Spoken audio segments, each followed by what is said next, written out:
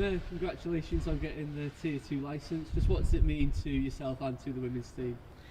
It's an incredible achievement first and foremost. It's the first time that we've gone through the actual licensing process, so to actually achieve the licence in the first phase was fantastic in itself, and then obviously going into the second phase then to secure the place in the league then has just been a massive achievement for everybody involved. There's a lot of hard work gone into it for a lot of people at the club, and we're very, very proud of actually achieving the status this time.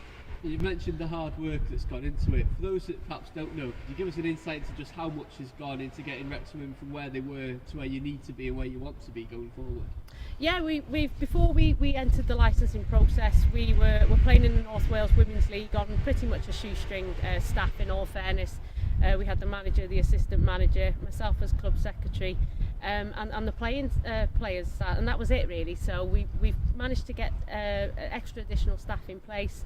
We've managed to recruit a sports therapist. We've managed to bring a goalkeeper specific coach, and we've managed to secure again another season at Colliers Park, which was one of the best facilities in the area in Wales even. So we're very, very lucky now to be stepping up into getting those kind of facilities and the infrastructure that we've always wanted, and now we've got that backing from the club, we're able to do so.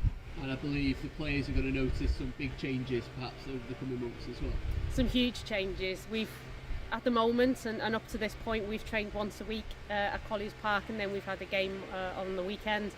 We're now going from that to one training session a week, a fitness session a week, and an analysis session a week. So we're having a lot more contact with the players. We're able to utilise those as much as we can to further aid player development and really step up the standards really with what we've had before.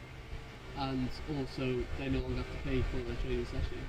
No, before, again, leading up to this season, it's something that as unfortunately within the amateur women's game, it's something that happens on a regular basis, that players do have to pay subscriptions to play.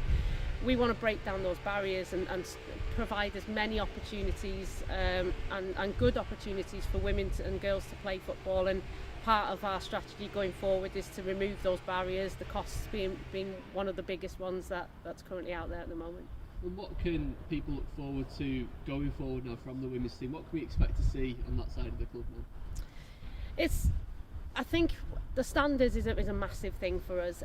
That goes across the board, so that's not just the players, it goes for the staff as well, for the whole infrastructure. That the standards, we're really raising those as much as we possibly can to provide the best possible environment really for female players to come and get involved with us.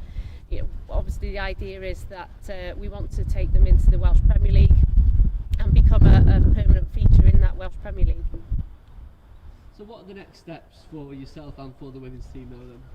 So at this point now, we're starting to look at stepping up our recruitment drive. So we're looking for players now to strengthen the squad, and we've got a good set of numbers already, but we're looking to strengthen that. And again, because we're looking to progress into the Welsh Premier League, hopefully sooner rather than later. The strengthening is going to be needed to boost the squad there. So we're looking for any players now that wish to come and get involved with us. Please get in touch with us via the various options that you can find online.